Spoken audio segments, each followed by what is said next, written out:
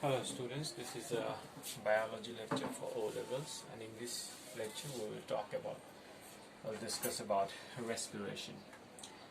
As you all know, respiration is a process by which living things produce energy, but there is a more formal definition for respiration. That is, respiration is the oxidation of food substance with the release of energy by living things. That means living things has cells, and those cells will be able to intake food, and by a process they will produce energy. That's the difference between that. Actually makes a living cell different from all other particles, right? So yeah, there are two kinds of respiration, and these are aerobic and anaerobic. One is with oxygen, another one is without oxygen. We'll look more detail into these two things.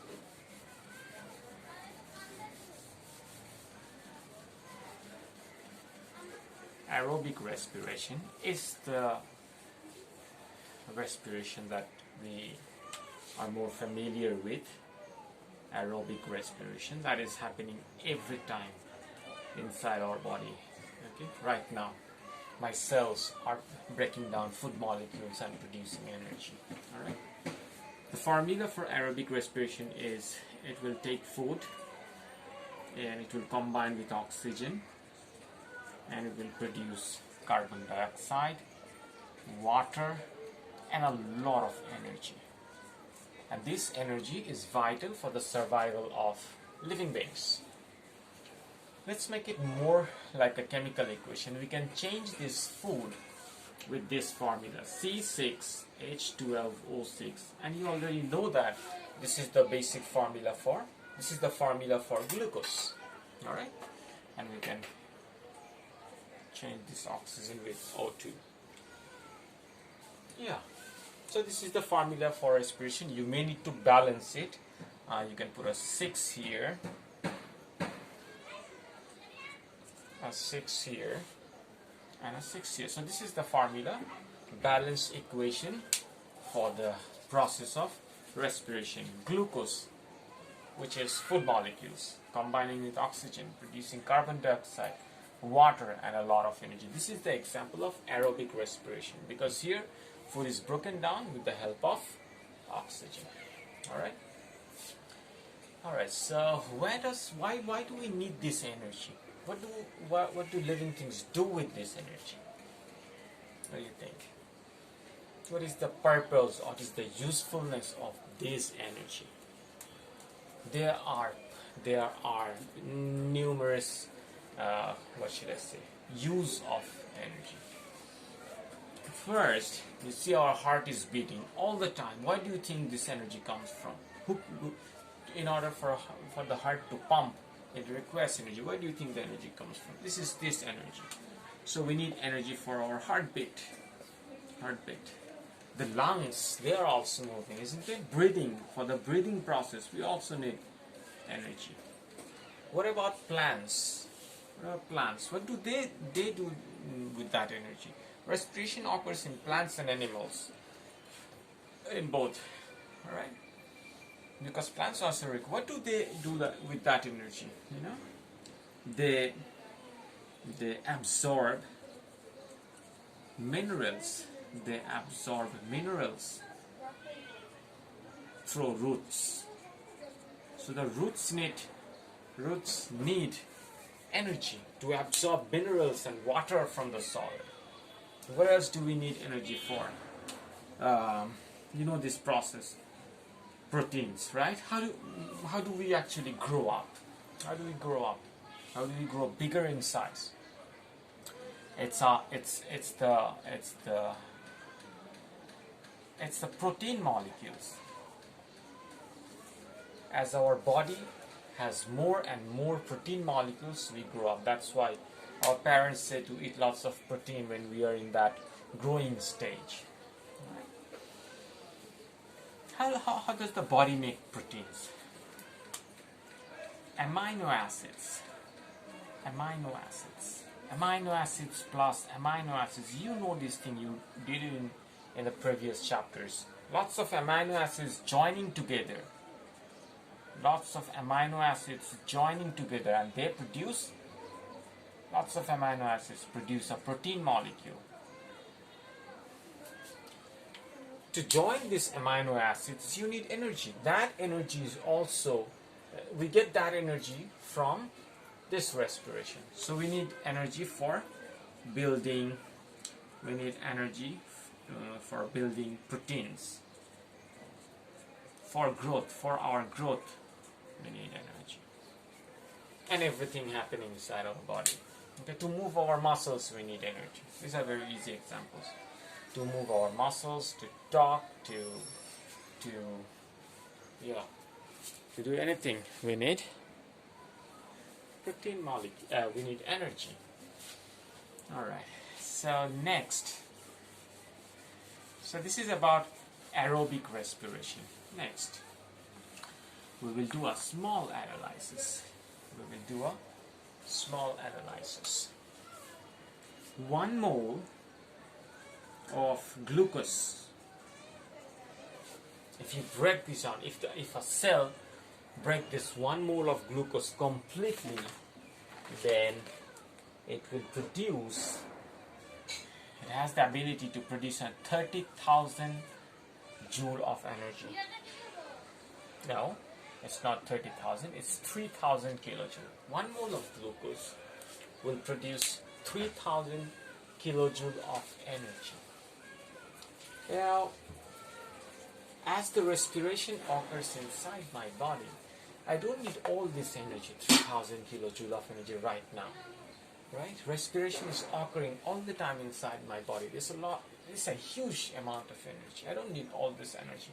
When I'm sleeping, my body is also producing glucose. My body is also producing energy and energy and energy. What happens to those energy? These energy are stored in a capsule-like structure. In a capsule-like structure. That is called ATP. Food molecules. So here is a cell. Here is the nucleus. So food enters, glucose molecules enters, oxygen enters, respiration occurs, energy is produced. Now it's a huge lot of energy. This energy is stored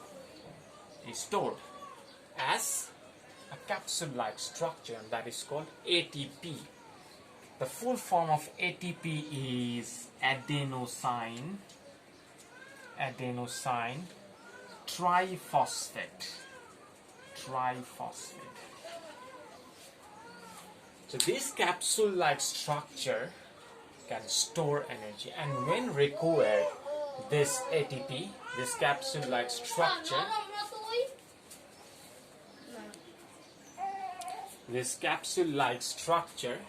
gives us energy. Okay? And each of this capsule-like structure can give you around 30 kilojoule of energy. 1 mole of ATP. 1 mole of ATP can give you around 30 kilojoule of.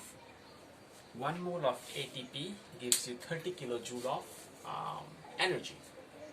And 1 mole of glucose gives 3,000 kilojoule of energy. Remember this.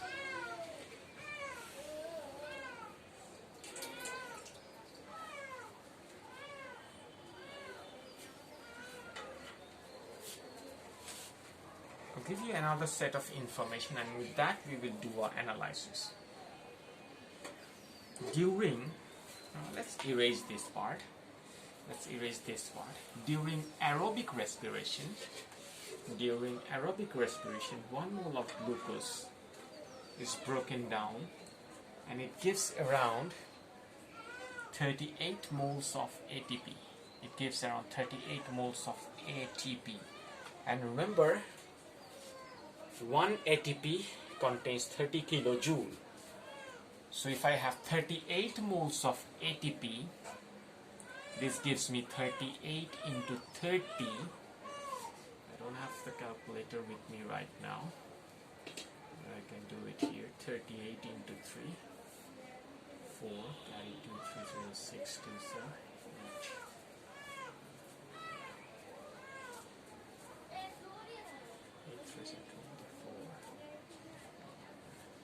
So this gives you around 1140 kilojoule.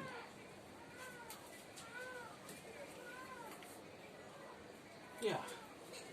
So this 38 moles of ATP gives you around 1140 kilojoule of energy. Okay. Remember, one glucose has an ability to produce 3000 kilojoule of energy. But during aerobic respiration, 1 mole of glucose produces 38 moles of ATP, which gives around 1140 kilojoule of energy. So what happens to the rest of the energy? So I eat, let's say, 1 molecule of glucose, and now I have 3000 kilojoule of energy. 1140 kilojoule is stored as ATP. When I need this, I can get it. But what happened to the rest? Look at 3000 and 1140. 1140. It's a big difference. The rest is given off as heat energy. The rest is given off as heat energy. So we have learned one thing here. Respiration gives you heat energy. Alright? So remember this. I'm erasing this because we have to go to the next part. That's all for aerobic respiration for the time being. We'll learn more about it as we proceed this chapter. Next we have anaerobic respiration. What is anaerobic respiration? Anaerobic respiration. What is that? A respiration, a process that can produce energy, break down food molecules, produce energy, but does not require oxygen. That is anaerobic respiration. An example of this one is this. When we are doing exercise, when we are running, our muscles are doing a lot of work. Our muscles are giving off the energy. So the muscle cells respires. Muscle cells respires and produces energy. We use that energy to run, to jump. But for respiration, to produce energy, we need two things. We have learned so far we need two things. One is food, another one is oxygen. Let's say you had a good meal.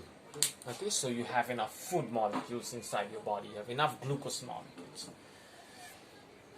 But the oxygen is limited. How do you get your oxygen? There's no storage of oxygen inside our body. It's every time we breathe. That's how we get oxygen. When I'm breathing, I'm taking in oxygen, right? But when we are running, we need a lot of energy. We need a lot of energy. But the amount of oxygen is limited. The amount of oxygen is limited. But I need to break down the food molecules. What can I do? So what I do, I break down the food molecules without oxygen. Without oxygen, and I produce something. I'll talk about it later. This is, I'll produce energy, that's for sure. Something else, we'll talk about it later on, but I'll produce energy for sure. And this is an example of an anaerobic respiration. Yes. Food broken down, energy is being produced, but no oxygen required. When does this happen? This happens during vigorous exercise. During vigorous exercise, when you're running a lot. I can replace these food molecules with this C6H12O6. This is the glucose molecule. You know the formula already.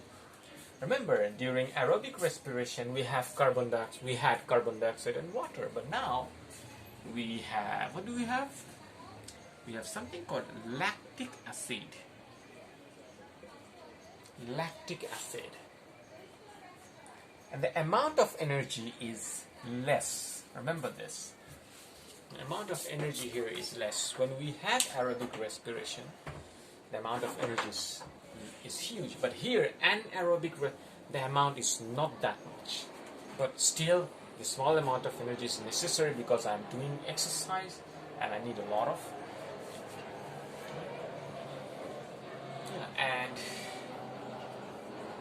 this lactic acid, what happens to this lactic acid? In the previous case, we had carbon dioxide and water. This just goes out of the body. When we breathe out, carbon dioxide goes out of it. What happens to this lactic acid? Builds up in the muscle. Builds up in the muscle. It just builds up in between your muscles. Okay? When you run, you have lactic acid here. But remember this, too much lactic acid is not good. Too much lactic acid, as it builds up, too much lactic acid can cause fatigue, tiredness. Too much lactic acid can cause this. So when do we have too much lactic acid? When we are running a lot. When we are running a lot. That means when we're doing a lot of exercises, vigorous exercises, and a lot of anaerobic respiration, which means a lot of lactic acid. So a lot of lactic acid in your muscle, that means your muscles, you feel some pain in your muscle. This is due to this lactic acid. And the muscle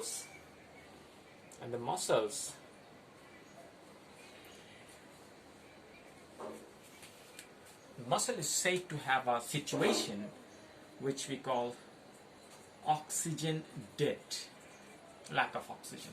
It's a term, oxygen debt. Let me define that oxygen debt. You will get that in your book, page 165. And the definition for oxygen debt would be, you check it from page 165. I'm not giving you the definition here. You check it from page 165. Alright, so I'm giving you a summary of what happens during vigorous exercise, or when you're running a 200-meter race and trying to reach your top speed. Yes, aerobic respiration occurs there, and also anaerobic. Aerobic and anaerobic, both happens. Both produces, but this produce less energy.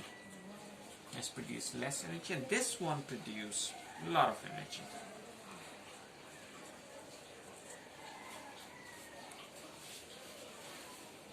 Aerobic respiration. We can write it like this.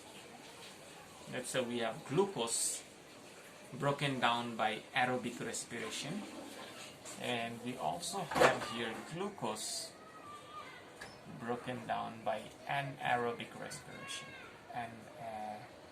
Aerobic respiration. This one produces less, this one produces a lot of it. What else does it produce? This one produces carbon dioxide and water. This one produces lactic acid, a lot of which causes fatigue. That's all for this part. I will discuss more about respiration in the next part. Thank you.